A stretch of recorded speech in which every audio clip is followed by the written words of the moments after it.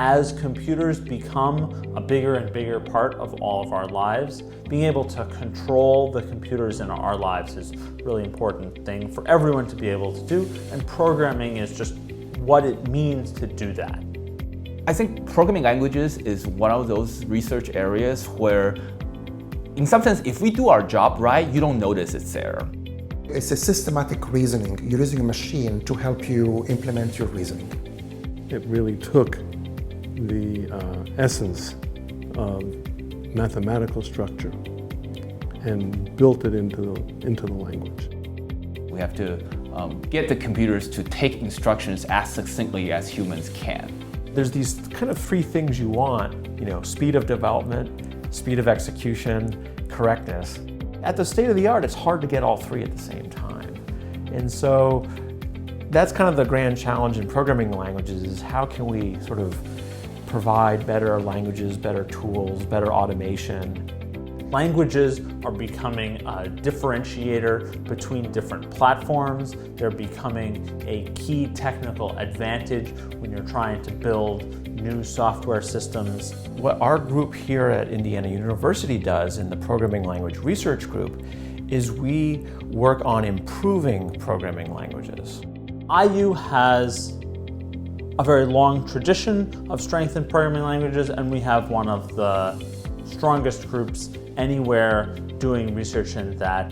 What kind of the commonality that binds our whole group together is a focus on something called functional languages.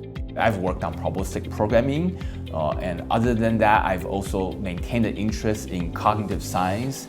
We have people working on different kinds of logic from the point of view of math or philosophy or linguistics or psychology. I work generally in the foundations, the mathematical foundations, logic foundations of programming languages. That's led me to kind of how nature computes. Maybe there's like some kind of fundamental principles in nature.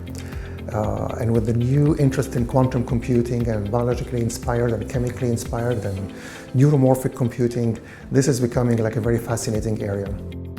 The reason this became very exciting is people discovered new algorithms, new computations that can be done much, much faster using quantum computers. Physical limitations have forced us to move to a model of computation where things just happen in parallel, okay? But the problem is, how do you program these machines? Because you can't just give step-by-step instructions anymore. We want to write programs that are reusable in part, that we want to write programs whose parts are meaningful. You take a piece of code that works because you didn't have to kill yourself thinking about it, and now you can transform it into something else. I'm really interested in coming up with what's called domain-specific languages that enable people to work with languages that are particular to what they're trying to accomplish, and making it easier to construct those languages. We should let the programmer choose which style they want to use, and they should be able to use multiple styles within the same program. Gradual typing and many of the ideas have now been adopted widely in systems that are being used by all the biggest tech companies: Facebook, Google, Apple, Microsoft. There can be these quite tight connections between sort of what we're doing in academia and sort of cutting edge projects in industry.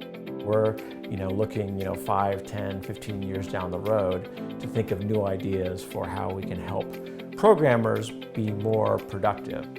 IU is at the forefront, had multiple people working on some of these topics and is pushing the field forward. It's the marriage of physics and computer science that really will change both disciplines. So it is doubly exciting in some ways that you're working on the frontier of several kind of fields all at once, and there's a new field emerging from these two.